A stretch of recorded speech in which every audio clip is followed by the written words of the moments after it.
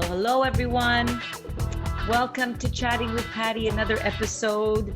I have a really great guest today. I'm going to introduce him officially with his bio, but then I'm going to tell you some personal stories because that's what I like to do with all of my guests.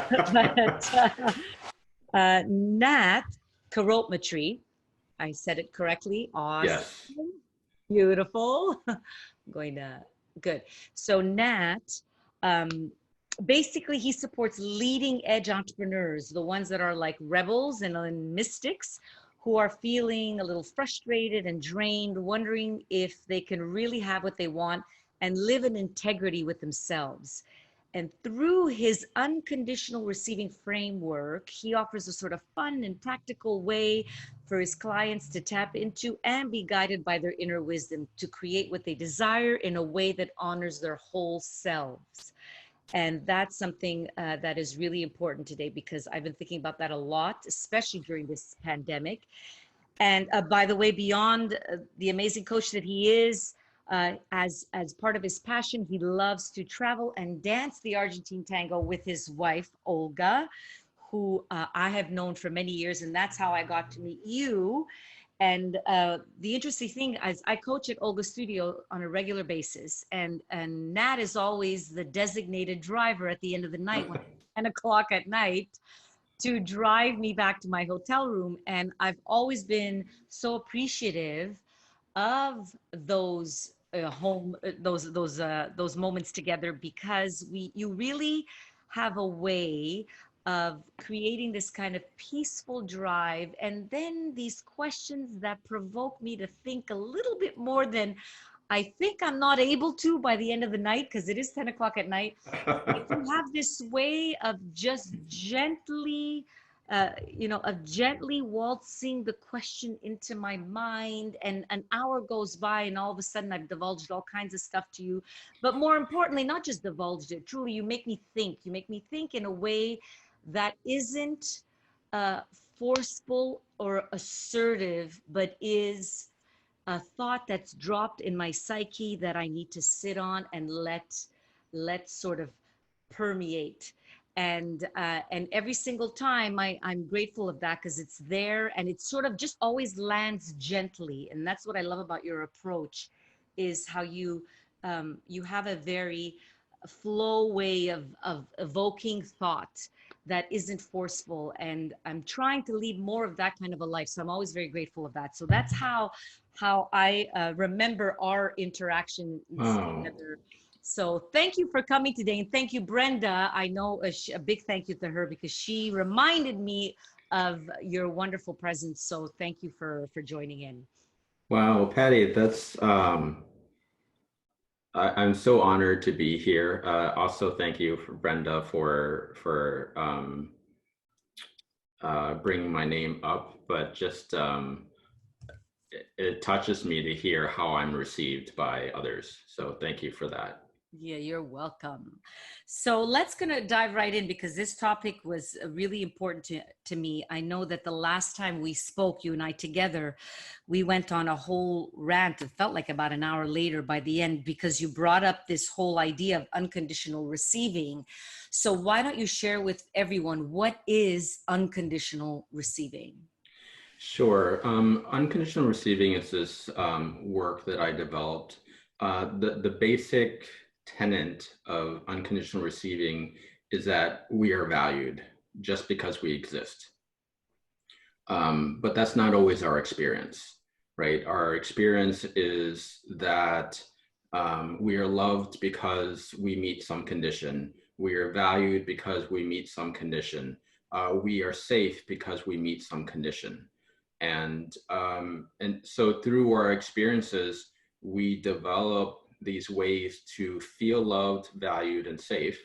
And I created these five personalities that kind of the perfectionist, the overgiver, the prover earner, the no needer, and the sacrificer. And these are kind of lens to look at ourselves to see how are we showing up? What are the ways that we operate that actually are draining our energy? Because we're always trying to fulfill these conditions before we believe we can really receive what we want. We're really looking for that love, value, and security, but it influences so much of our lives, whether it's relationships, whether it's in our work, our businesses, our health. Because how we show up in one way, and you probably have heard this, how we show up in one way is how we show up in all areas of our life, right? So if we're kind of like the perfectionist, and by the way, I'm all five of these. I was going to ask, can you be that? Can you be more than one? Absolutely, because I don't see this framework as the typical archetypical program where you're just one and then you follow through that timeline.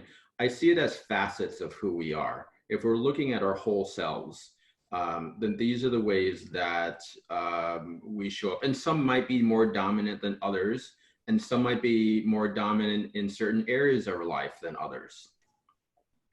Got it. Got it. So let me just go in. There was perfectionist, giver, sacrificer. What are the other two? Perfectionist, overgiver, sacrificer, the no needer, No and the neither. and the prover earner. Prover, earner. Will, I know we have a few directions that we can go with, but will you be discussing a little bit about these five? Yeah, I can go into that really quickly I feel now. like Sure. I'd like to know where I fit in with all of these. I'm kind of curious now. Sure. So let's start with the perfectionist. The perfectionist is someone who believes that they need to be perfect to feel safe, loved, and valued. They're always tweaking. They're always trying to get things right. They're afraid of getting it wrong, and it's a very visceral experience of like, I need to get this perfect, or I can't get this wrong, or else. And there's this feeling of like foreboding terror or something bad that's going to happen if you don't get it right. And so these types of individuals tend to keep on tweaking and procrastinating and just pushing things off because they're afraid that again, if they don't get it right, then something bad's going to happen. They're not going to get what they really want. Okay. Okay. The next is the overgiver. The overgiver often believes that they just have to give more, give a lot. They don't let themselves receive. In fact, if someone wants to give you something, sometimes you think that you can't receive it, especially if you didn't prepare something to give in return. So there's always like has to be some sort of equal exchange. And if you don't feel like you have something equal to give in value, then you often say, no, I can't take this. This is too much. I can't do this. So they're always like, they're giving their time, they're giving their energy, they're giving the coat off their back. They're, because they just feel like their value does not measure up with what they could receive. And so they're always giving. Giving more. Okay. Yeah. So there's a sense of feeling not worthy of receiving more than they can give. Yeah. Okay. The third is what I call the prover or earner. This type is often just they're the overachiever. They're always doing. Relaxing is hard for them.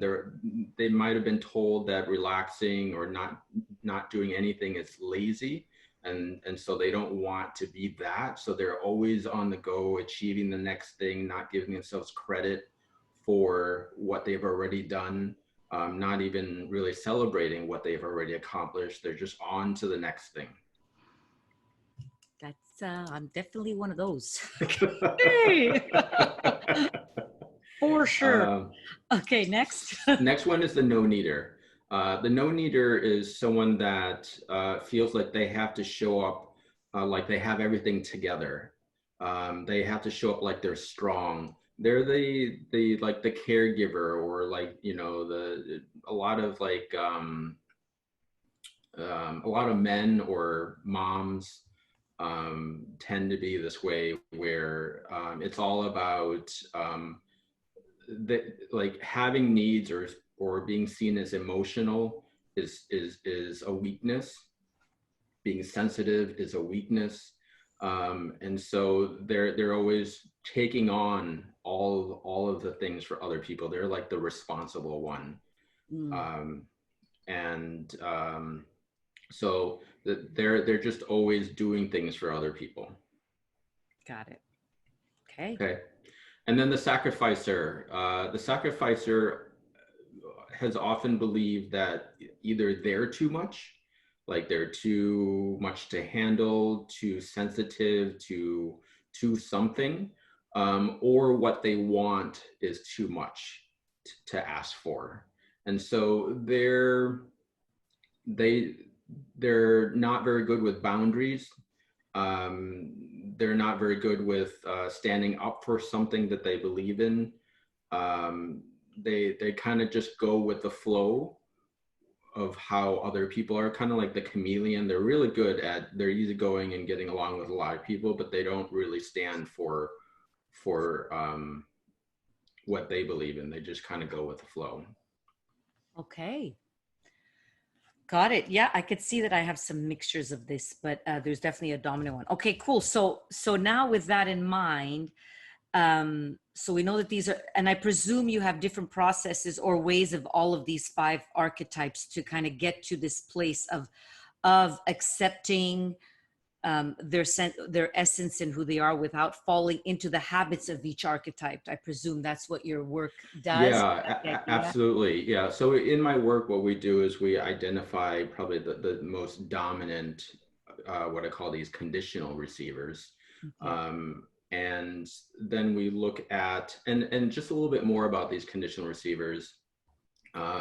Again, they are like learned behaviors, Mm-hmm. right? And they were created from the smart kids that we were, because we needed to learn to survive as kids, where we didn't have authority, where we didn't have control. And so these are the things that we learned to adapt to our environment, to cope. So there's nothing wrong with them. I want to make sure that no one takes this as, oh, I'm embarrassed that this is how I am, because it has served us tremendously. It's just, for a lot of us as adults, it doesn't serve us anymore.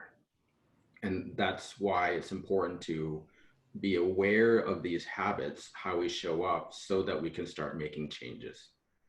The other thing that is true about these is that there's this sense of separation. When we talk about the whole self, and we talk beyond the human self, and we talk about our essence, our divinity, right? And so when we think that we're separate from the whole, then there's this gap between like all the things that we need to do to get over there and have things over there. And so this process is really about acknowledging that you are already whole, or we are already whole. We are already of value because we are part of spirit and divine, right? And so how do we live through the lens of divine? And that's what unconditional receiving is about. Okay. An excellent question. How do we Yeah. live through the lens of the divine? Right. Because if we're living through the lens of conditionality, then we're always going to be not enough. We're always going to feel like we're lacking. We're always going to be working harder, trying to take care of everything ourselves to get what we want, because that's the lens through which we're living, right? That's the paradigm with which we're living in. And what happens is, if you when you're living in that paradigm, the only thing that makes sense to try to get out of it is to do more of the same. So, as adults or even as kids, if we feel like we're not being perfect enough, we think we just have to work harder to be more perfect, right? If we believe that in order for us to receive what we want, we need to prove and earn our value, then if we're not meeting the needs, or we're not getting what the love, respect, value that we want, we think we just have to do more of it. Yeah, and I could see the because it's very as obvious as it is that you're talking about it. I can see how it shows up in subtle ways, almost like blind spots where you, at least if I'm thinking about myself, where I might not even know that that's what I'm doing. I think there's obvious ways that I can recognize that, but I think there's that stealth like subtle way that it can show up.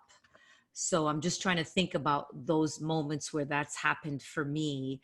Um, well, especially when we're under pressure, like usually it's anxiety or pressure that evokes those conditions or Sure. behaviors, right? So pandemic being a major one, but everything that's associated with that, where people are feeling the pressures of having to make money differently, or um uh, dating differently. I mean, you name it, or relating husband and wife in a room together, now that you're stuck Hmm. in the same room. So suddenly these things that we've always been conditioned of doing seem to be put on high volume because of what's going on. I don't know if you want to speak to that now or later, and if anybody, by the way, has questions, they can always tap it into the chat, by the way, just so we're aware. I want to give the opportunity for people to ask questions, but yeah, I'm kind of if you want to speak to that. Yeah, so this process of becoming unconditional is never ending. We're never going to get to a point where it's all perfect and, we're just, just right.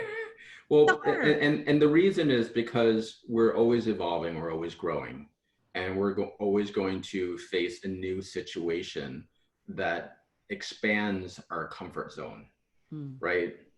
And whenever we're in that space of expanding our comfort zone, it's going to trigger us, right? And so I would say that even though we don't necessarily reach that level where it's all perfect, we do spend less time in the kind of freak out mode, right? So the more we are Yes. aware of this and practice this, the less time that we get to, we find ourselves in that funk. I was where it says my audio is cutting. Yep. It might Are be what you you, I hear you. It might okay? be maybe if anybody else, I'm not sure if anybody else is. I'm gonna just try real quick without the headphones. I know there's a little bit of a airy sound in here, but let me try. Okay. How is this? Any better? That's good. Keep good. Sounds to sound okay. Um, so what was I talking about? Um, we didn't, you were talking the fact that it's a constant Oh, journey. right. Yes. Okay, sure. So, so we're always expanding our comfort zone, and so we're always going to come back to this, tune into who we are, and find that guidance to respond to what is showing up. So, um, for me, actually, before I go into how to respond to this, let me talk briefly about the other side, the unconditional receiving. So we have these five archetypes, these five personalities, these ways of being, the lens through which we see ourselves. And then there are five qualities of presence. Okay. Okay. And so the the quality of presence that supports someone that is a perfectionist is what I call wonder. This is like being curious, being adventurous, living with curiosity. Okay. The other side of the overgiver, the quality of essence is abundance, the state of abundance. And abundance is really about celebrating who you are, celebrating life. Um, it's about being in the flow. So it's not necessarily just about money, is how some people think of abundance. It's really about recognizing that you're whole, and why not celebrate, right? Okay. Uh, the next is trust. Trust is on the other side of the prover earner. Prover earner tends to be very controlling. Um, they're always trying to make things happen. And so trust, being in the state of trust. And trust is about surrender. It's about ease. Um, it's about letting go. Okay. Mhm. And then we go to the no needer. And on the other side of no needing is connection. And connection is about vulnerability. It's about what do you need to show up as your best for other people. So not waiting to do things to try to get from other people, right? But actually showing up. So it's about like um, knowing your needs, being part of a community, having people that you can count on. Connection is also about asking, not, if you think about the no needer who has to have it together and emotions is weak, the asking for them is really hard, asking for help, asking for support. So connection is also about asking. Mhm. And then we have the sacrificer. And on the other side of the sacrificer is authority. Authority is about having a backbone, it's about having boundaries, it's about standing up for who you are. Now, in my process, like if you think about these qualities of essence, these states of being, they make sense in your mind, but sometimes it's hard to feel into like, what does this mean for me? And so in my process, when I lead people through this individually, I ask them to create a personal avatar for each one of these. So we have them step into this like higher frequency embodied state so that they can access a personal avatar for each, so that it becomes more personal of like, what aspect of trust do I need to work on and embody so that I can feel more free and liberated in my life, where I don't feel like I have to control so much, right? And so, like for instance, my personal avatar for trust is a hang glider. And when I tune into the hang glider, what I got was to have trust. There's a period, a practice of there's a training, there is creating a plan, but once that is completed and you've gone through the training, you have to just jump and Mm. trust, right, and surrender to knowing that you're going to be supported. But what the hang glider helps me do is practice that state of being of what does it feel like to really surrender, because I can imagine being on a hang glider and just soaring and just seeing the world in awe and beauty, and I can feel that in my body, and so I'm activating that consciousness within my body and already practicing what it feels like to be in trust. Beautiful.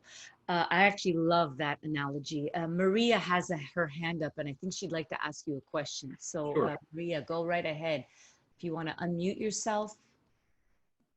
I was talking without, yeah, sorry about that. So thank you. Very interesting concept, and I'm trying to wrap my head around. So one of the things that I've most recently been working on is self, right? And one of the things that I've learned is this whole concept of, so bear with me as I ask this question. So what comes to mind now when you're talking about is you're talking about some of these essence or some of these habits that are our physical world, the world that we understand, the tangible stuff, right? Mm-hmm. And then there's this Right. whole other dimension, I'm going to call it dimension, that it could be a spirit world, right? So like things like spiritualities, things like abundance, surrendering, letting go. It's something that in the work that I've done on myself, I've realized that, your state of being, if we talk about mindfulness, being present, that's the place where we want to go. Correct. But our ego, our self, our whatever, all these archetypes stop us, right? Mm-hmm. They kind of bring us back, right?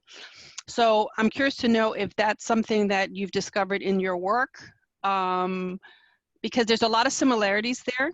This concept of abundance, of letting go, as I said before, Mm-hmm. it's a fine line there that we struggle as souls, right? in Right. this realm, in Mm-hmm. the physical world, right? Right. So when you talk about your higher self, that's the same concept. Your higher self is past your ego, right? It's Correct. your highest being, if you will. So have you had any, like, just, I guess my question is, what insights do you have around that? I'm just curious to know. Yeah. Thank you for the question, first of all, Maria. Um, I there are different ways to think about this. I believe that we are spirit or higher selves with bodies and with minds, right? And so we're never separate, but the ego wants us to believe that we're separate and that, this is our life.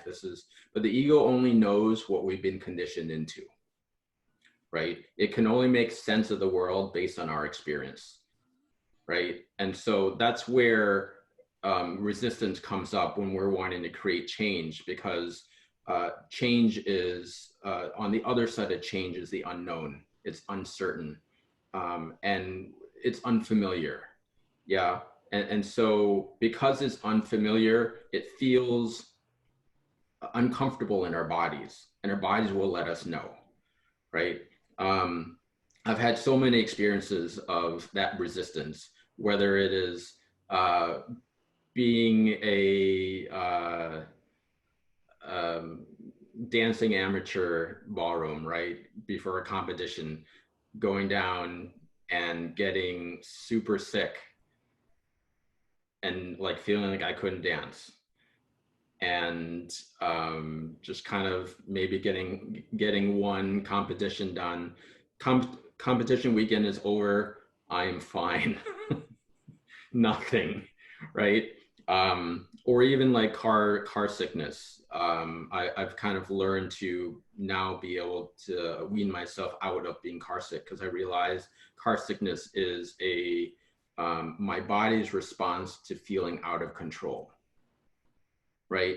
So what we can do, what I've learned to do since those experiences, is change my state of being so that I can feel calm, steady within, and expansive, so that the external can be what it is, and I can have my own experience that is separate from what I used to um, blame for my experience. Does that make sense? Does that answer your question? Yeah, yes, it does. I mean, what I'm looking for is, and yes, there's a connection there. Like, you're not saying that, like, your archetypes and stuff are getting to that, and the you have the archetype and the other side. I Mm-hmm. forgot what you meant. But it's really what you're saying. It's the being of us being here, and then being able to understand that we're souls in bodies, Correct. not bodies with souls, right? Right. It's Right. it, it it's a fine line, but that's the reality that I've started to embrace, Mm-hmm. because we're trained, to your point, or conditioned to think a certain way, Yes. and Yeah. we need to get past that. So yeah, Yeah, thank you. absolutely. You're welcome. Yeah, this whole process Yeah, is about moving ourselves to living more from that space of presence, from yeah, that higher self. Um, because um,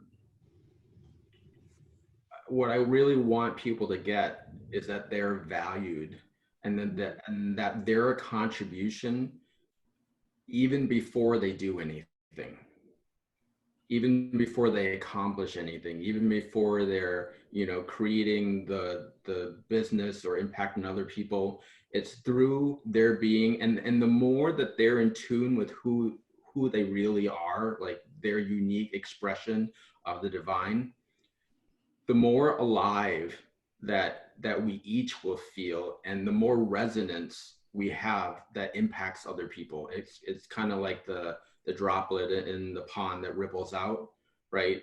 And so the more that we take care of ourselves and really honor who we are, not only do we let go of all this like resistance that I guess another way of seeing it is like you're this bright light, and all the conditioning that we've had is covering the light. and the light wants to shine, and it's always shining, right? And the light is always impacting. It's like the sun, for instance. And I'm now mixing a lot of metaphors, but you're like the sun, and your conditioning are the clouds, right? But the sun's always shining, it's always impacting the world, and the clouds come and go, right? That's how I see each of us.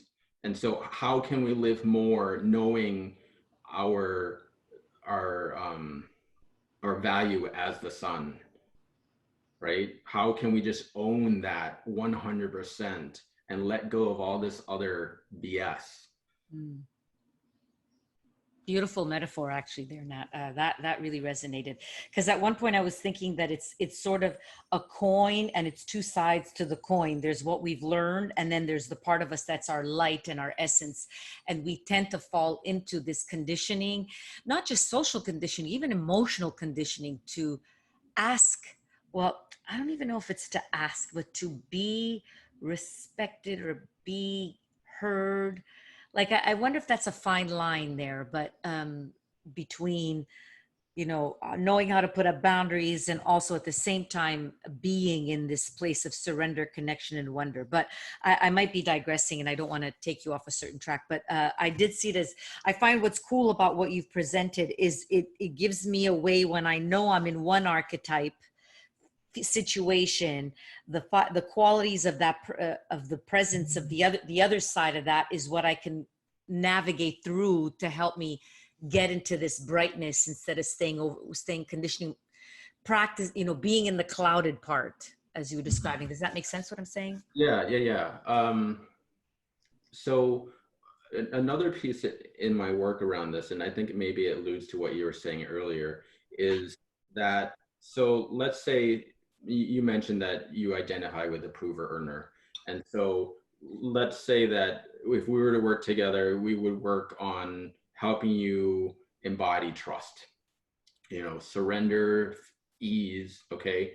And so that would be the main focus, but we would still call upon the other four to see what they have to say to contribute to you into trust. So I see these qualities of essence as your counsel, your team, to guide you to be more, because they're aspects of you, right? They're not separate entities. We're using personal avatars as a way to connect to parts of you that maybe were suppressed. Maybe you vowed to not be like that. Like for me, in my experience growing up, I had a lot of poor models for authority. And I had a lot of structure and discipline imposed on me. And so, and I also had experienced some, I don't know, I saw like authorities being abusive with their power. So I decided as a young age, I don't want any part of that energy. And so I ended up being the guy that just kind of flowed with everything, and it worked, except when it doesn't anymore. Got it. Yeah. Right. And so I discovered that for who I want to be and how I want to be in life with my business, I needed to develop that authority energy within me. Right. And so for me, my personal avatar for the authority is like a samurai warrior. There's honor there, there's presence, there's power. It's not something that I ever wanted to embody growing up, because I just thought, no, that's not right. But there are healthy examples of people in power using it for good. And so I needed to see that and be able to embody that. Yeah, great. Wow. That makes complete sense. Complete sense, because I could see myself. Good. Awesome. So unless anybody else has more questions, can we keep moving forward? I don't know if you have a specific direction, or if you just want me to go with, because you kind of alluded to how you work with your clients on this. I presume it's through these avatars, and kind of is that specifically what you do? Yes, absolutely. We work on these avatars, and then if the client has a goal, my job is to support my client in tuning in to these avatars and getting the information that they need, the structures, the practices they need to create, um, to realize their goal, but in a very balanced way, right? Because again, sometimes we're taught like, okay, you want this goal, you got to hustle, right? You have to sacrifice. We're taught all these things and we just jump into it thinking, okay, I'm going to do this. But then we forget about our own well being. We forget that we contribute to others beyond what we're doing and what we're achieving, right? And an example would be like, um, sometimes like I've worked with entrepreneurs that are also moms and like, I need to do this for my kids, but they do it from this place of complete stress and like just stress and not being present. And so, yeah, they're doing things for their kids, but their kids are also understanding that their mom's not very happy. And then the kids one might make up a story of like, well, mom doesn't love me, or like you might snap at them. And so it doesn't really serve your kids to show up and do things in a way that you're not completely present and not completely nourished with your own energy, right? And again, it's not an absolute. Sometimes things happen, where we're just overwhelmed, especially like now during the pandemic. um, you know our schedules, our rhythms are interrupted, and so it can uh, add to our stress and how we respond to others.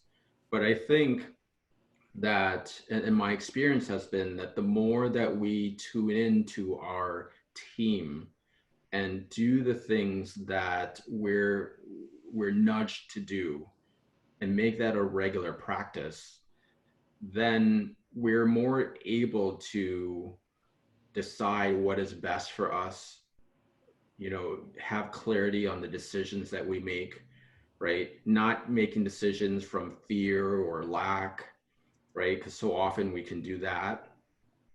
And Or even depend on someone else for our decision. Like I could also see how when you don't trust your inner wisdom or your team, you're not connected to that.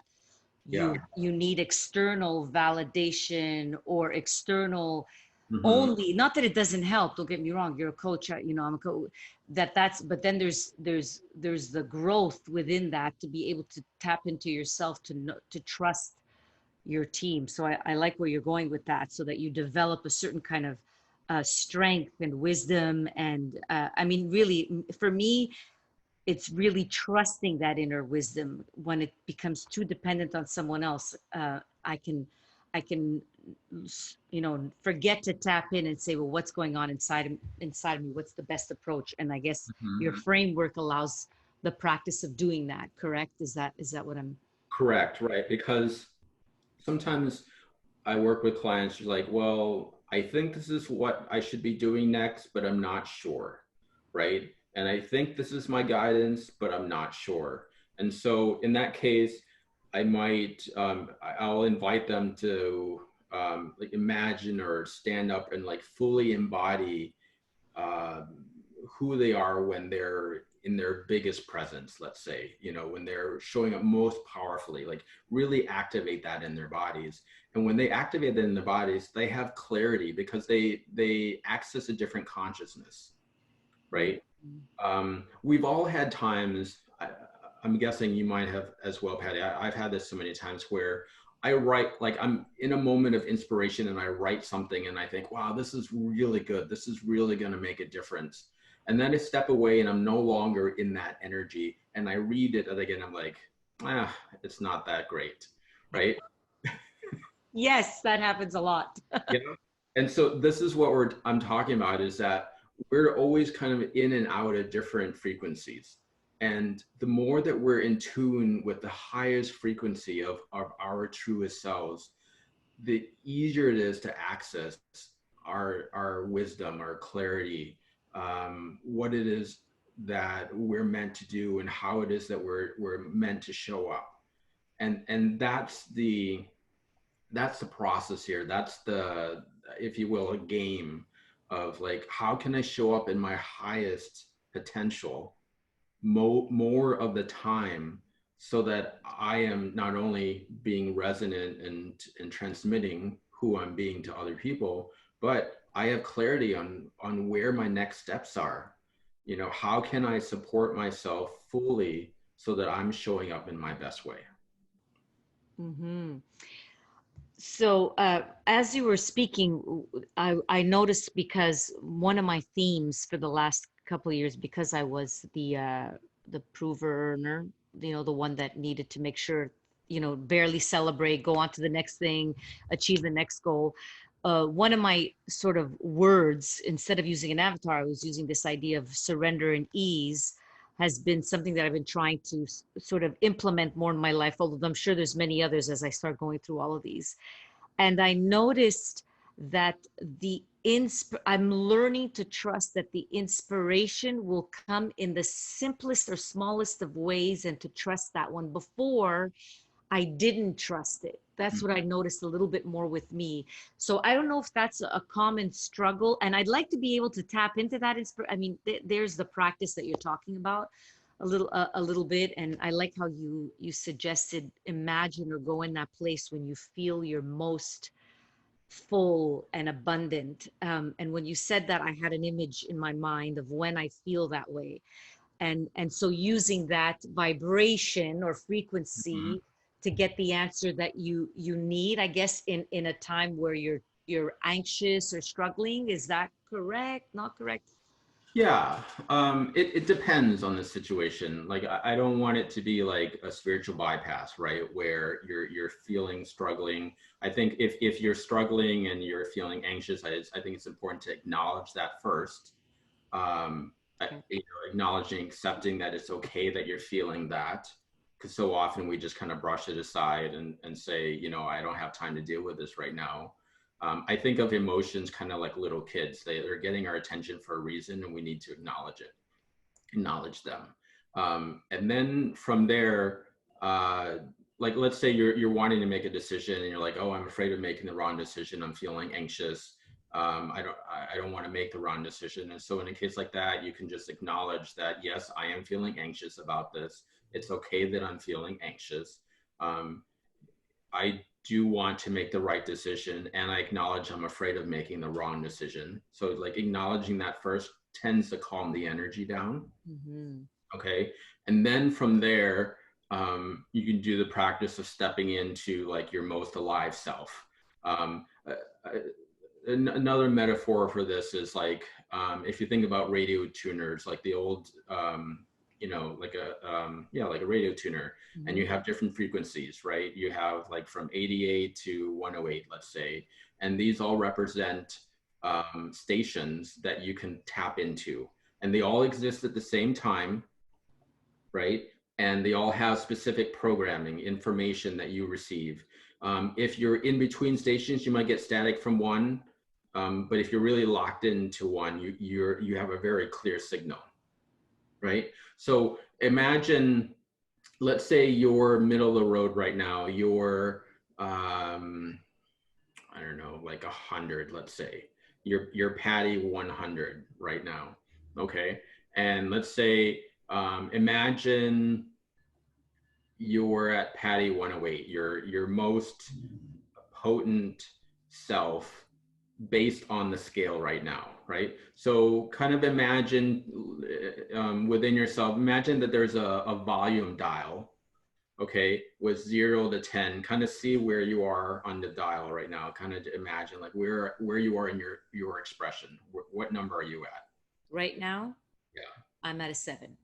7. Okay. So just imagine that you turn that dial up to a 10 and notice how you feel inside your body. Okay. Yeah. And so as you turn that dial, almost like a dimmer switch or volume switch, your volume increases, the volume of like who you are increases, the light shines brighter. Feel that in your body, feel that in all your cells. feel like you're just radiating and humming with like the purest essence of who you are. Mm-hmm.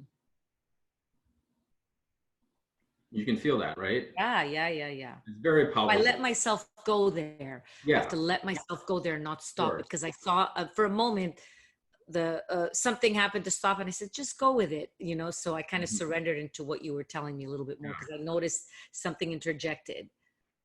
Yeah.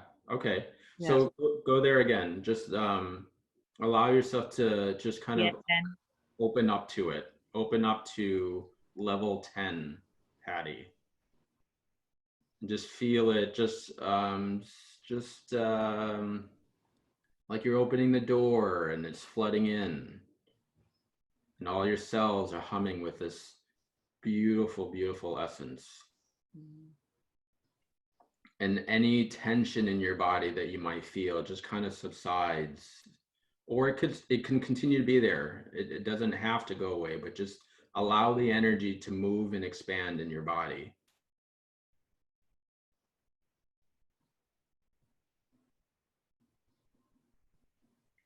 Mm-hmm. Awesome. And when you're ready, go ahead and open your eyes and come back. Yeah. So can you feel a difference between who you're showing up as now compared to 2 minutes ago? So yes, and I feel more heart than head. Beautiful. So right there, what I noticed before was my energy was very much here, and now I've just expanded and opened up here more heart. Yeah. Yeah. So you're more embodied. Yeah. Mm, Yeah. yeah. Yeah. And so from here, you have access to new information, Mm, different information than you had 3 minutes ago. You perceive things differently as well, because it's just a different frequency, just like a yeah. radio tuner, Just like yeah. I see that. right? Yeah. So you can, even from this space, be the quality of presence that needs a backbone and stand up for something. Yeah. So if we were to talk about that, I would guide you differently. I might imagine, I might have asked you to, is there a superhero that you, Yeah. who's a superhero that you just admire? Wonder Woman. Awesome. Awesome. I love Wonder Woman. Yeah. Um, so if you're willing to, because I like to stand up and like really embody it. So if you can you stand up a little Yep. bit behind the camera? And everyone on here can do this and do what Selena's doing. Um, but you can step aside, right? And just kind of like feel, like, see Wonder Woman, and then feel her presence, and then kind of merge with Wonder Woman, and feel like when you think of Wonder Woman, what do you think of? I think of a certain kind of confidence, strength, certainty, uh, grounded, solid, you know, yeah. Okay, awesome. So feel that Wonder Womanness. Turn up that volume of Wonder Womanness in your body. Confidence, strength, groundedness, centeredness, power, standing your ground. And if you want, you can take the Wonder Woman pose, or the traditional poses, putting your hands on your hips, the power pose, and just kind of like, you Too. Yeah. yeah, and just kind of like, chin up a little bit, feel your feet firmly planted on the ground, feel that strength that comes from standing that way. And then again, continue to turn up that dial so that you feel that resonance in your entire body. Feel that strength up and down through your central column, through your collar, your backbone. feeling strength in your, it's like a image that just came to me is like you're blowing up a balloon, not to say you're a balloon, but the energy in you is expanding out from your core and filling up your body and filling up with the strength and centeredness, groundedness, doing the right thing, yet also having compassion, right? Wonder Woman is such a beautiful representation of balance, of having that tenderness and compassion, yet also kicking ass. Can you feel that? Yeah. Awesome. So go ahead and have a seat when you're ready. And now as you're seated, you can still feel that essence in your body, right? Yeah. Right. And so what I tell people is this essence always exists in your body. It's always been there. It's a part of you, but it's just not practiced as much. Right? Especially with the programming that we receive in our society about who a woman should be. Right? How often have how often have women been taught to shrink, to be less than, or whatever? You know, whether you liked it or not, there's some aspect of your psyche that takes that on. And so it's important to practice the other way, of really being embodied and strong and confident in who you are as a strong woman. But the thing to be aware of is to be strong, but also, when I talked about Wonder Woman, being compassionate and tender and allowing support, right? Because there's that no-needer that wants to be strong, but it's not a good strong, because if you think about, no one can really accomplish anything by themselves. After some time, you're going to get drained, and then you're no good to anyone, right? So like Wonder Woman, even if you like watch the movies, she called upon help, right? They worked as a team. Selena says even Batman needs a Robin, right? Yeah. Exactly. Yeah. Yeah. That's good. You know, it's interesting when you say that, because I can see how I call upon Wonder Woman. I'll give that example only because we've talked about it, but I can be in that space in certain context or environment compared to another. And I would also need her in this other place. Like, it doesn't have, I tend to recognize her under the regular context that I'm used to using her, and then I don't I guess I don't always use her in other situations. I could see how I don't, and Mm-hmm. how I need to do that.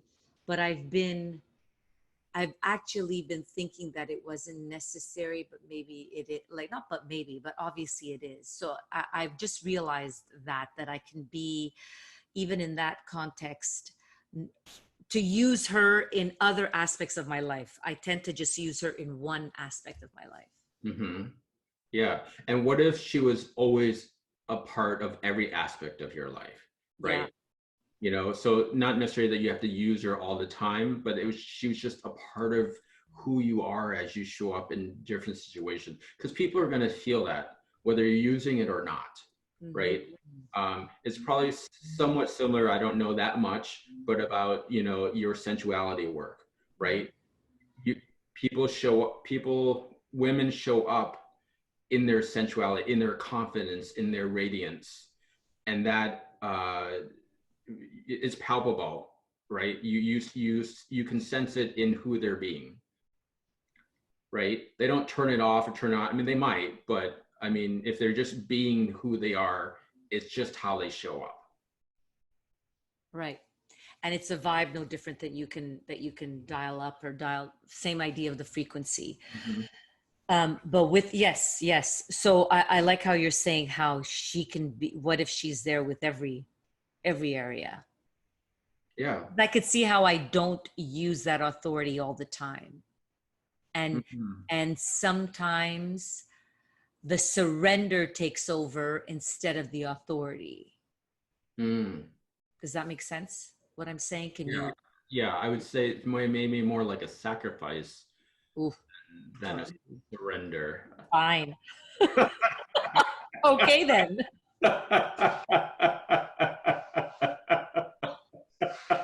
You got me. Here I am trying to go on the five qualities. They say, actually, Patty, it's one of the, okay, got it. The sacrificer. Yes. Yes, I could see that where they're too much. So you're gonna, I've done that where become small. Mhm. Yes. Oh my God. Right, you become small to not rock the boat, or Correct. right, not to create confrontation, and so it's, easier to back down. And sometimes maybe it's the right thing to do, but you have to check in with yourself of like, am I playing small? Am I contracting within to avoid this conflict? Or am I really showing in my presence and deciding that, you know what, this is not where I want to put my energy. I'm going to go do something else. But it's not from a shrinking, it's from this very empowered space. Yeah, and to your point, I think I've let that go because fearful that the authority will come out not passionate but aggressive. Mm-hmm. So the habit of not going there, fearful of getting that, but now having this whole Wonder Woman thing, uh, I'm on it. I'm going to use her. Awesome. Yeah, yeah, Awesome. that was great. That was good. Well, I've had some therapy today. Thank you. I love it. Oh my goodness. So I don't know. My gosh, the time flew by. I don't know if anybody has any kind of questions for Nat. I'll check on Facebook because we are near the end, and if I do want people to find out, if anybody wants to talk to you or meet up with you, how would they do that? Oof, tough word. Yes, Jamie said that. Tough word. Yeah, I hear you. Unconditional receiving. Yes. So if anybody has questions for Nat, now's your last chance, last moment. Anybody? Selena, Selena's shaking. Yeah, go ahead. Unmute yourself. Go right ahead. Oh, hi, I know you. Thank you for, doing this and talking about your work. I know that you had those, I don't know if it's a secret, but those playlists and the music that kind of goes along with some of this. How does that interact with all of this? Yeah, I don't have the playlist for all of the qualities yet, but what you could do is, for me, music really activates me. And so you could go and think about each of these qualities and then pick a song that helps you activate that for you, right? So, because a big part of my work is having you practice this way of being so that it becomes natural, right? So that you can turn it on when you need to, but it's not hard to access. Because when it's unfamiliar, or you've, like in Patty's example of like, I'm more likely to sacrifice than to stand up and use my authority. Sometimes we're not as familiar with that energy. And so by listening to specific music that activates that in you, it can kind of, whether it's the music or even a person, right? We're always feeling how people are being. So, hang around someone that is in their authority a lot, maybe even overly authoritative, so that you can kind of feel it, but you get to choose how you use that energy, right? I think the big fear sometimes is we're going to become like that person and we don't want to be that, but that the energy by itself is pure. It is a part of us and we can use it. And so thank you, Selena, for that question about music. So like I have a playlist for, being in your authority, that kind of crowdsourced. And then I have a playlist, I have playlists started for connection, abundance, trust, but those aren't as extensive yet because they haven't been crowdsourced. Thanks. Great. Thank you. Awesome. Nat, that's great. A few people had a couple of light bulb moments on Facebook, so that's good, not just me. So thank you so much, Maria. I like the music idea and attaching it to an archetype way, to an archetype. Nice way to transition and use. Yes, yes. Music is big for me, but I do, I think this whole energy and putting an avatar to that and stepping into that is going to be a big one for me to practice and to become aware of, because I've practiced the surrender one almost like I need another one now. It might be Wonder Woman amongst many others, but thank you. That was great. Yeah, my suggestion is to get the most benefit from here is to focus on one over a period of time, and then you can come back, because even just focusing on one opens up possibilities for the others. So it's not like you're going to focus on one and then come back to, you know, the other four at a lower space, because they're all part of you. So as you're working on one, they all grow with you. And then you can come back and say, oh, okay, I want to work more now on trust. I want to work now on abundance. Right? They're all going to move with you, but I think it's most important to focus on one. Otherwise, your energy is going to be diverted, and then it's so easy to kind of like not do it. Yeah, got it. Cool. This was great, Nat. Thank you so much. If anybody wants to reach out to you and kind of whether work with you or message you, how can they do that? Yeah, they can connect with me here on Facebook. Just ask to friend me. And then my website is boldaliveness.com. Great. Thank you so much for giving us your time today. I loved it. Thank you. Everybody, yes, yes. Give him a big hello. Thank you. Thank you so much. It was great. Thanks, Nat. You're welcome. Yeah, thank you. Thank you. That was awesome. And really, I appreciate you giving us, yes, thanks, Lance, giving us your energy, your time, your love, your heart, all of that. I think it was really good. I learned a lot from this. And if anybody wants to work with you, you know how to reach him. Thank you for your time, and everyone else for joining in and staying with Chatting with Patty. Love you all. Thank you. And Nat, I'm sure we're going to do this again because I really liked it. Thank you.